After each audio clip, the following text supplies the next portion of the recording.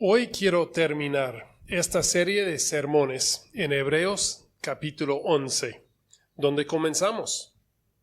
Algunos han llamado al capítulo 11 de Hebreos el Salón de la Fama de la Fe.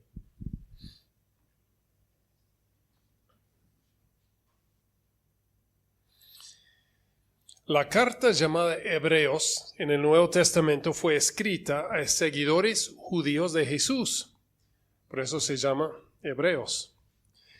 El capítulo 11 llega al final de una magnífica comparación entre la religión y la fe. Comparte una lista de héroes de la fe, personas que creyeron y lograron cosas, y personas que creyeron y sufrieron. La fe no se mide por los resultados que vemos, sino por el enfoque de nuestra visión y creencia. La fe no se mide por los resultados que vemos, sino por el enfoque de nuestra visión y creencia. Entonces la carta de Hebreos anima y equipa a los lectores a poner su fe en Jesús, al ilustrar y aclarar muchas conexiones entre el Antiguo Testamento y el Nuevo Testamento. En realidad, si no has leído últimamente a Hebreos, le voy a decir que es un poco, sino bastante difícil de leer para alguien que no está familiarizado con las enseñanzas y tradiciones del Antiguo Testamento. Sin embargo, es profundamente conmovedor, ya que revela algunas de las imágenes y escritos descriptivos más ricos de todo el Nuevo Testamento. El escritor, no estamos seguros quién fue, pero posiblemente Pablo, muestra cómo Jesús es excepcionalmente más significativo y digno que cualquier otro individuo o institución. Por eso la canción que vamos a cantar al final, pedí en especial que exalta esa realidad. Entonces al escritor se le describe específicamente a Jesús como más grande que los profetas. Entonces para ti ese es como, bueno, pero los profetas puede ser que no han tenido mucha relevancia en tu vida. Pero si fueras judío en esa época, la palabra de los profetas era lo máximo. Y el autor dice, Jesús es mucho más. Es más importante que los ángeles. Ahora, si nunca te ha tocado una experiencia con un ángel, te puede tener poca relevancia. Pero si alguna vez tuvo un familiar y dijiste, wow, yo creo que esto fue un ángel que me salvó, que me tocó, que me ayudó. Entonces, pensar que Jesús es más grande que el templo de Salomón. Es más grande que la ley de Moisés, el Torá. O sea, Jesús está por encima de todo, como declara esa canción al final. El escritor explica cómo Jesús cumple las escrituras hebreas, lo que nosotros llamamos el Antiguo Testamento, y completa los antiguos pactos. Muestra cómo Jesús cumple la promesa que Dios hizo a Abraham de bendecir a todas las naciones del mundo a través de él. Sin embargo, el escritor sabe que la mayoría de las personas no quieren escuchar un cliché simple o genérico sobre confía en Jesús cuando las cosas van difíciles en su vida.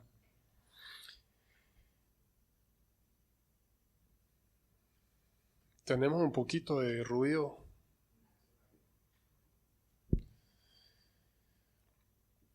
En particular, la carta a los hebreos está escrita para los judíos, los seguidores de Jesús, que están tratando de darle sentido a su fe, tal vez como tú, con preguntas como, ¿qué es la oración? ¿Cómo es posible que Jesús se interese o se relacione conmigo? Y quizás la pregunta más grande de todos, ¿qué significa confiar en Dios y creer en Jesús? Muchos seguidores de Jesús en aquel entonces y ahora se centran más en una vida religiosa y pierden la vida de la esencia de la vida de fe. Por ejemplo, ¿alguna vez has notado estos contrastes? Una vida religiosa a menudo prioriza, bueno, aquí están todos juntos. Yo en mi hoja los tengo en 2 columnas. Entonces, hasta mejor. ¿Has notado la diferencia? Entre una vida religiosa que a menudo prioriza o una vida de fe. La vida religiosa a veces prioriza los rituales. Y una vida de fe tiende a priorizar las relaciones interpersonales. O por un lado, la autoridad. ¿Quién está a cargo? ¿Cuál es la verdad? Y por el otro lado, el amor. Por un lado, la tradición. Se hace así. El templo de Salomón, la ley de Moisés. Y por el otro lado, la transformación. ¿Qué impacto ha tenido en ti? La obediencia o la comprensión. La religión tiende a priorizar el conocimiento. Yo he priorizado el conocimiento muchas veces en mi vida. Pero el conocimiento sin el amor, dice Pablo, sirve para poco, para nada, dice. Bueno, estas son mis observaciones.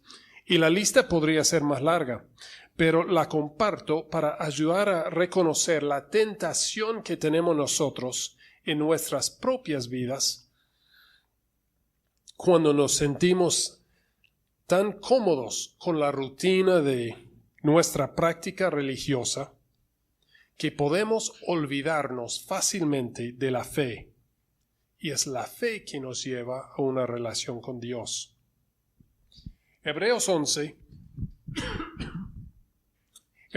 es el capítulo que explica lo que significa confiar en Dios. O bueno, si busca conocimiento, no lo explica muy bien. Lo que él hace es da una ilustración con las vidas de varias personas. Entonces se explica recordando historias conocidas de hombres y mujeres que vivieron sus vidas creyendo que las promesas de Dios eran más grandes que sus propias circunstancias, más reales que sus propias circunstancias. Creían que Dios, el Creador, es a la vez trascendente, santo y completamente otro. ¿Se acuerdan del primer mensaje de la serie? Inmanente, Emmanuel, Dios con nosotros. Trascendente, emanente. Dios está fuera de la historia, pero también activo en la historia. Entonces, Hebreos es una invitación convincente de reconocer el poder cósmico, único de Dios, experimentar una conexión con Dios y participar en la familia de Dios a través de la fe en Jesús, tal como nuestros antepasados, comenzando con Abraham, el amigo de Dios. Entonces, el Dios de los patriarcas termina en Jesús, o comienza con Jesús, Jesús está ahí en el centro. Entonces, yo voy a leer desde Hebreos 11.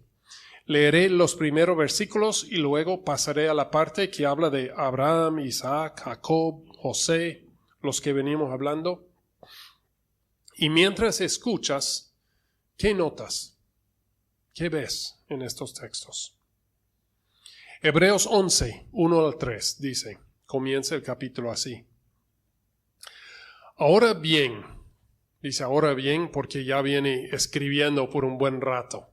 Habiendo dicho todo eso, la fe es confianza en lo que esperamos, es tener certeza de lo que no vemos. Gracias a ella recibieron un testimonio favorable nuestros antepasados, nuestros ancestros, los patriarcas.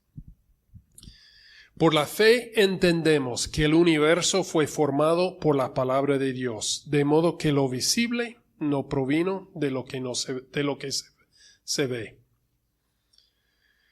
Versículo 8. Voy a ir leyendo y voy a leer varios versículos. Abraham, Isaac, Jacobo, José. Y escucha. O bueno, lee, pero recuerda la historia. Por la fe, Abraham, cuando fue llamado para ir a un lugar que más tarde recibiría como herencia, obedeció y salió sin saber a dónde iba. Por la fe, se radicó como extranjero en la tierra prometida y habitó en tiendas de campaña con Isaac y Jacob, herederos también de la misma promesa, porque esperaba la ciudad de cimientos sólidos, de la cual Dios es arquitecto y constructor. O sea, otra vez, la fe está confiando en algo que es más real.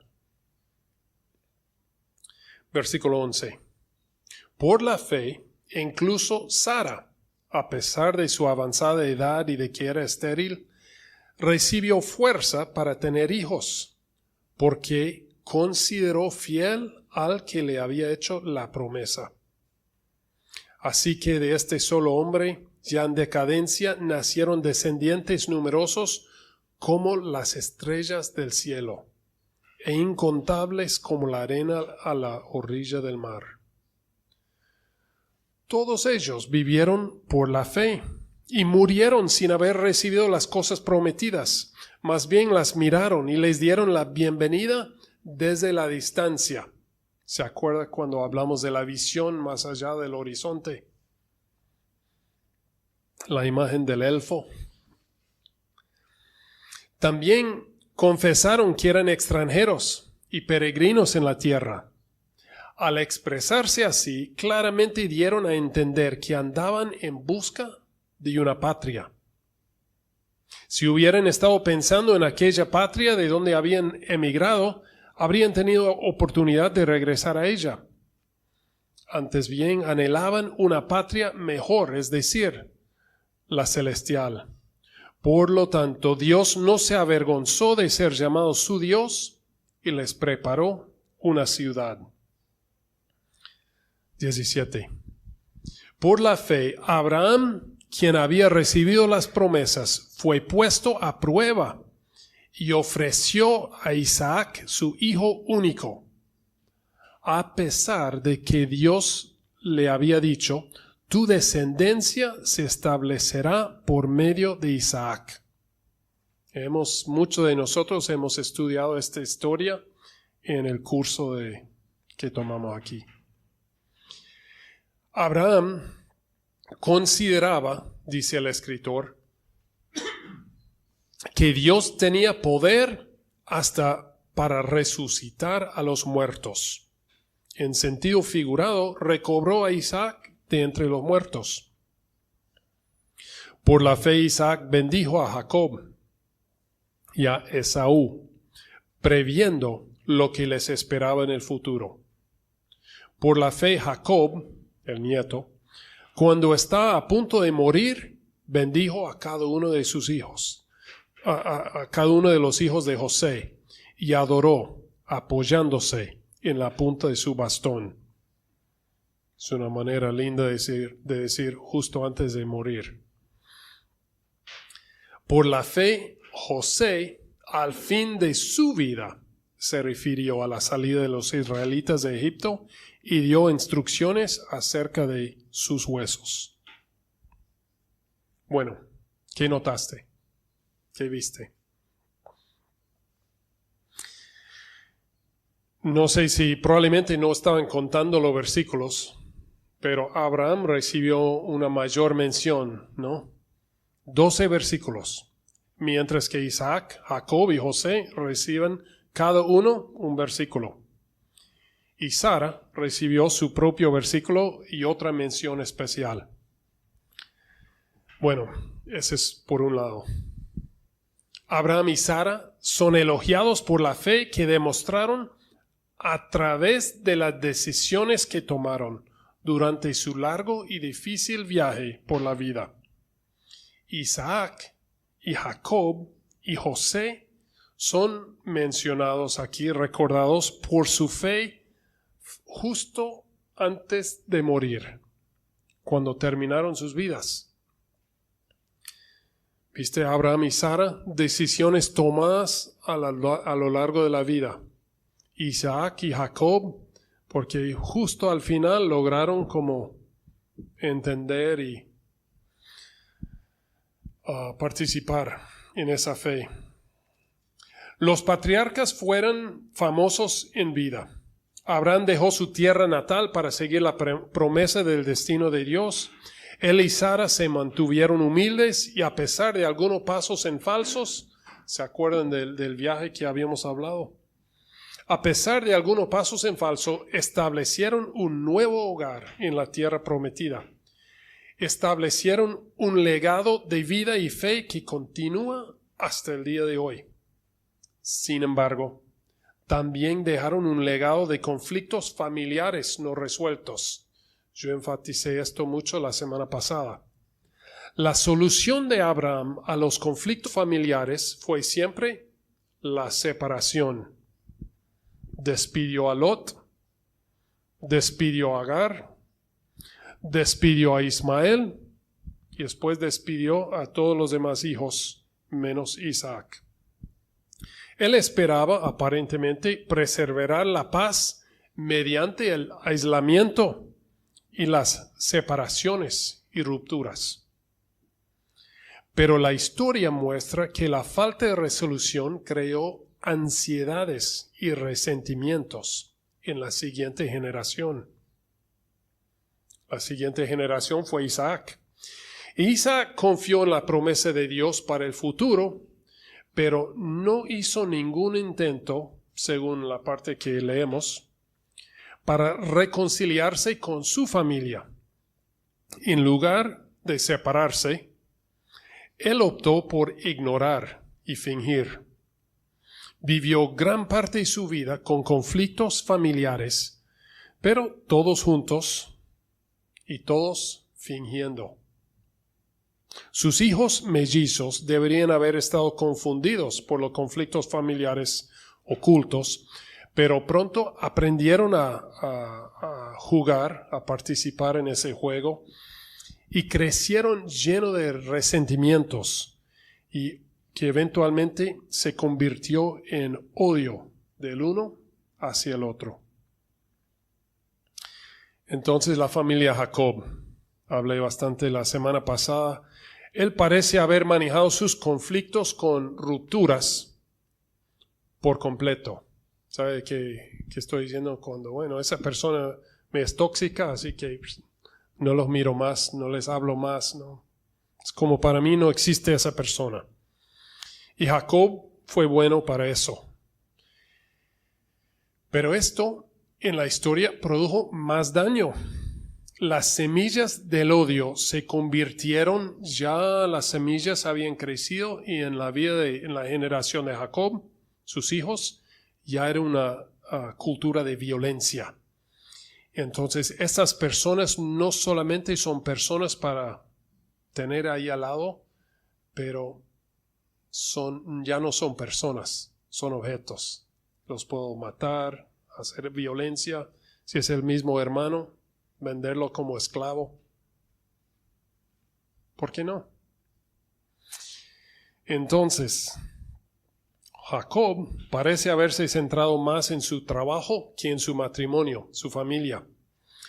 La familia era numerosa, los secretos muchos, y los años seguían pasando. Ahora, estos hombres hicieron algunas cosas muy bien, por eso estamos hablando de ellos. Pero hicieron otras cosas mal. También sus esposas. Algunas cosas bien, algunas cosas no tanto. Yo me siento identificado. ¿Y tú? Abraham siempre eligió la fe por encima de todo lo demás. Siempre creyó en Dios o creyó a Dios. Creer en Dios es religión. Creerle a Dios es la fe. Siempre creyó a Dios, incluso cuando Dios parecía pedirle lo imposible. Dios prometió un bebé que parecía imposible. Una vez que el bebé nació y creció hasta la edad de convertirse en hombre, Dios le pide a Abraham que sacrificara a su hijo. El texto dice que Abraham obedeció porque se dio cuenta de que Dios resucitaría a Isaac de entre los muertos, si fuera necesario. O sea, una fe tan grande en Dios, para mí suena imposible. Pero mi fe, no sé si tu fe es bastante pequeña. Dios sí le devolvió a su hijo, si conoce la historia. Incluso cuando la decisión de sacrificarlo ya estaba tomada y el cuchillo alzado. Pero deja de pensar en Isaac y reconoce que la fe de Abraham fue mayor que su miedo a la muerte. Su fe fue mayor que el miedo de matar a su propio hijo. Y alguno está pensando, esto ni se debe hablar en la iglesia. Horrible. Pero es la historia y la fe y la situación familiar de estas personas. La muerte misma no pudo detener a Abraham. Génesis dice que Dios eligió honrar la fe de su amigo Abraham a través de los años. Siempre recordó su promesa, siempre fue fiel y todavía lo es hoy. Nadie jamás enfrentó una prueba de fe más grande que Abraham, excepto el mismo Jesús. Y por la fe Dios resucitó a Jesús de entre los muertos. A lo largo de las Escrituras se describe a Abraham como un amigo de Dios, un hombre que caminaba y hablaba con Dios. Jacob, su nieto, es recordado como un hombre que luchó con Dios. Toda la riqueza material que se había acumulado durante 3 generaciones, Abraham, Isaac, Jacob, se había evaporado al final de la vida de Jacob. Pero un hombre es recordado entre sus hijos como aquel que lo cambió todo. José. ¿Algún José aquí? Es un buen nombre. Hemos estudiado a José en nuestros grupos pequeños y me pregunto, ¿qué pasó en José para volver su corazón hacia Dios? Tuvo visiones de Dios, pero también las tuvieron su padre Jacob y Isaac antes que él. Y no les impactó de la misma manera. José sufrió gran violencia, traición y repetidos abandonos por parte de personas a las que él servía y en las que él confiaba. Con el tiempo llegó a un lugar de riqueza, de poder e influencia inimaginable. Era mayordomo, administrador de todo Egipto, respondiendo únicamente al faraón, el rey más poderoso del mundo en aquel tiempo. Ahora, él provenía de una familia con un sentido privilegiado del destino y de vocación. Pero sus hermanos, ustedes saben, lo traicionaron con su odio secreto y lo vendieron como esclavo. Su historia se cuenta en los capítulos finales de Génesis. Ustedes conocen la historia y lo he repetido hasta el cansancio aquí, pero lo digo para ayudarnos, por si estaba dormido o no escuchando, para ponerte en el lugar de este José y darse cuenta del milagro que sucedió en su corazón para actuar como actuó al final, teniendo todo el poder. Él no tenía que responder a nadie por las decisiones que tomaba.